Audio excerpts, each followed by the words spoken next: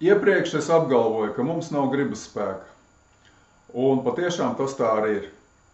Un kā man kāds uzjautāja, kā tad tālāk dzīvot? Nu, tātad pateici A, jāpasaka arī B. Mums patiešām nav gribas spēka. Un viss, ko mēs darām, tas ir ārējo vai iekšējo faktoru ietekmē. Piemēram, šodien no rīta daudzi skolnieki bez entuziasma aizgāja uz skolu. Bet kādēļ viņi to izdarīja? Viss ļoti vienkārši. Viņiem bija izvēle iet uz skolu vai sagaidīt daudz nepatīkamus brīžus. Viņi izvēlējās iet uz skolu. Tātad ārējie apstākļi. Otra lieta ir iekšējie apstākļi. Pieņemsim, kādēļ mēs kaut ko nedaram, vai kādēļ mēs kaut ko tieši pretēji labprāt darām.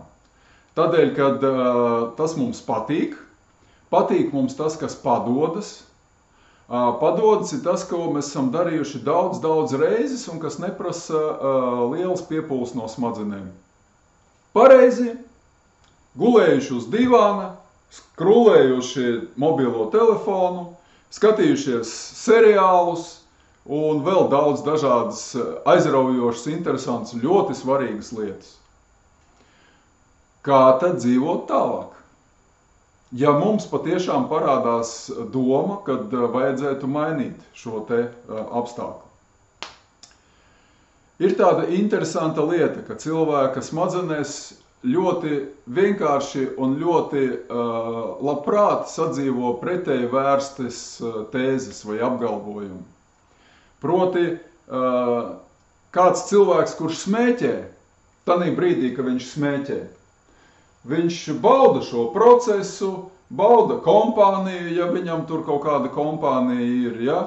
Nu, to viņš ir darījis 100 reižu, un viņam tas ir patīkami forši. Tā kā viņš ir pasmēķējis, paiet kāds laiks, kaut kur viņš atkal ierauga atgādinājumu par to, ka smēķēšana ir neveselīga, kad viņa ved pie dažādām kaitēm un visa kā cita.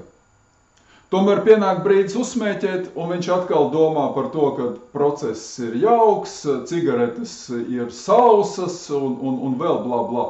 Un tad atkal kaut kādu padomā par to, ka tas nebūtu labi un ka vajadzētu varbūt kādreiz mēģināt atmest smēķēšanu. Tieši tāpat ir ar fiziskajām aktivitātēm. Guļam uz divāna, mums ir labi, ēdam, patīkami, baudam dzīvi. Kaut kur ārpus šā te procesa ienāk prātā doma, vai redzam kādu vingrojam, vai kaut kādu informāciju izlasām kaut kur. Un domājam par to, ka jā, nebūtu slikti arī patrenēties. Kādēļ tas tā notiek? Vienkārši ir nosacīti racionālas lietas, kas atrodas vienos smadzeņu centros, un ir emocionālas lietas, ja, kas atrodas citos smadzeņu centros. Un tad, kad mēs skatāmies uz šīm te racionālajām lietām, mēs neredzam emocionālās, domājam par šīm emocionālajām, mēs absolūti aizmirstam par to, ko mēs daram un kādi mēs esam. Vajag šo te konfliktu radīt un šo pretrunu saskatīt. Tātad paņemt šīs te divas lietas un savirzīt kopā. Apskatīties patiesībai acīs. Es gribu sākt vingrot, es zinu, ka tas ir labi, es redzu, kā citi cilvēki, kas to dara, jūtās labāk, kļūst veiksmīgāki, dzīves priecīgāki, dzīves kvalitāte uzlabojas, bet es neko nedaru. Paskatieties šai te lietai, kā saka, savirziet viņus kopā un apskatieties uz viņu abas lietas vienlaicīgi. Tas nozīmē, ka tad, kad jūs savirzat šīs lietas kopā, jums sāks parādīties mērķis. Proti mērķis uzsākt fizisko aktivitāti. Bet, lai viņu uzsākt, ar to ir pavisam gaužām par maz, vajag atrast motivāciju kaut ko darīt. Ārējās motivācijas acīm redzot pietrūkst, jo ja būtu ārējā spēcīga motivācija kā tiem skolniekiem, mēs jau to darītu. Ja mēs to nedaram, tad ārējās motivācijas pietrūkst. Nav arī iekšējās motivācijas. Ko iesākt? Vajag meklēt argumentus, skatīties, lasīt informāciju un meklēt argumentus par labu tam, ko mēs gribam mainīt savā dzīvē. Ļoti labs piemērs man nāk prātā, savā laikā kādā fitnes klubā no rīta iepazinos ar pārīti no Amerikas, kas bija atbraukuši uz dziesmu svētkiem. Un viņiem abiem jau bija kaut kur ap 70 gadi, un es tam vīrietim jautāju, jūs jau droši vien sen nodarbojaties ar sportu? Uz ko viņš atbildēja, nē, es pavisam nesen uzsāku. Kādēļ? Viņš saka, man nesen endoprotezēja, kā viņš teica, uztaisīja tuning, un ārsts teica, ka man vajag izvingrināt šo te locītavu, un turpināt visu laiku vingrināt, jo pretējā gadījumā būs problēmas. Un tā viņam ir spēcīga motivācija vingrot. Tad, pēc kāda brīža, es jau sarunājos ar viņu sievu. Jūs jau laikam nodarbojaties jau sen ar sportu. Un viņa saka, nē. Arī uzsāka salīdzinoši nesen. Kādēļ? Viņa izskaidroja ļoti vienkārši. Viņa teica, ka pēdējos kaut kādus tur, neatceros, 5 vai 6 gadus viņa kopa gulošu māti. Un viņa, numur 1, negribēja priekš sevis šādu te likteni, numur 2, viņa negribēja arī priekš saviem bērniem šādu likteni. Un nodarbojoties ar fiziskajām aktivitātēm, viņa cer attālināt šādas te problēmas vai varbūt pat izbēgt no viņām. Tātad cilvēkiem var būt dažādas motivācijas, kādēļ uzsākt. Un ja jūs patiešām šo te motivāciju argumentus sevi atrodat, tad jums parādīsies arī motivācija. Jā, viens pavecāks kungs tieši uz to pašu manu jautājumu atbildēja pavisam īpatnē, ne īpatnē, bet tā man pārsteidza, ja? Es saku, kad jūs sākāt nodarboties? Viņš saka, man tagad ir 80 kaut kādi pāri gadi, 70 kaut kādos tur 8 vai 7 gados. Saka, kas par iemeslu? Man sieviete pasniedza roku, ka es kāpu ārā no tramvaja. Spēcīgs motīvs sevi cienošam cilvēkam sākt vingrot, vai ne?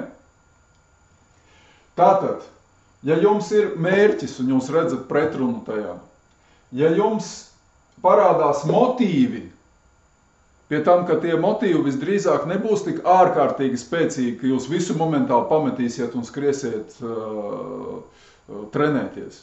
Bet visdrīzāk viņi būs tādi, ka jūs sāksiet domāt, varbūt tomēr sākt vingrot. Un kaut kādā mirklī, kādā brīvajā mirklī jums parādīsies doma, ka varbūt tieši tagad. Un tad nāk klāt tāda lieta kā metodes.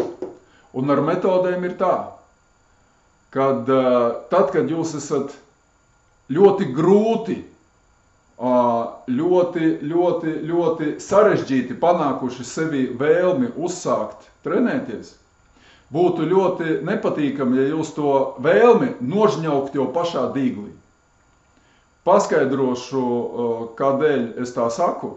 Burtiski nesen kāds no treneriem Facebookā ierakstīja, kad es šodien biju viens, bet tomēr nākošreiz nāciet pie manīm, jo vajag taču pārbaudīt savu spēju robežas.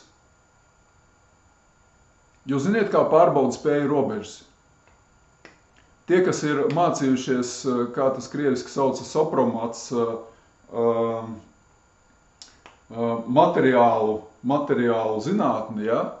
Kad, lai pārbaudītu materiālu spēju robežu, lai pārbaudītu šitā te flomasteru spēju robežu, viņš ir jāsalauž.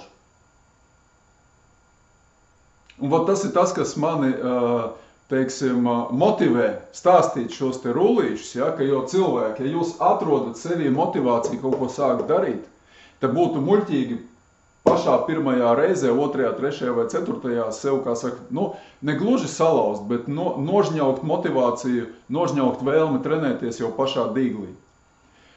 Kā to neizdarīt? Priekš tam ir trēnin programma.